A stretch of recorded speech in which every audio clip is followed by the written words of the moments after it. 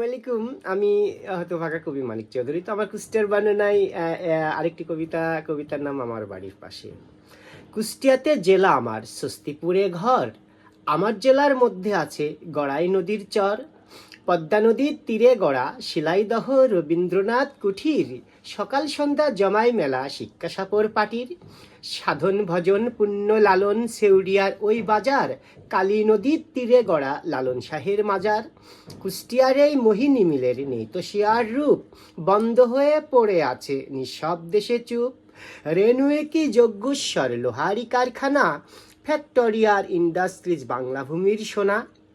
কুমারগাড়া বিসিকনগর কলকারখানা আছে। বিআরবিওই কিয়াম metal Mrs পাশে। ভাদালিয়া অটো গাড়ির উন্নতমান খ্যাত।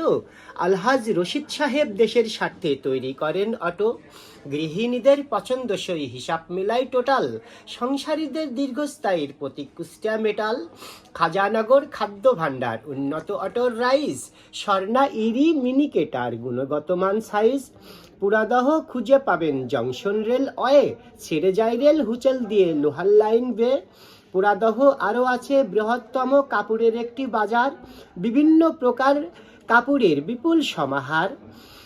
পুরাদহ আরও একটি সুন্দর প্রতিষ্ঠান আজমিরি বস্ত্রবিতান। এক দর এক রেট আজই আসুন। কাস্টমারের জন্য আমাদের সুপ্রাপ্তি স্থান। দেশের গর্ব আকমারায়ই জগতি সুগার মিল। কুষ্টিয়া জেলার মধ্যে আছে চাপাইগাছির বিল। যাক, অনেক সুন্দর হয়েছে। মানিক ভাইকে ধন্যবাদ।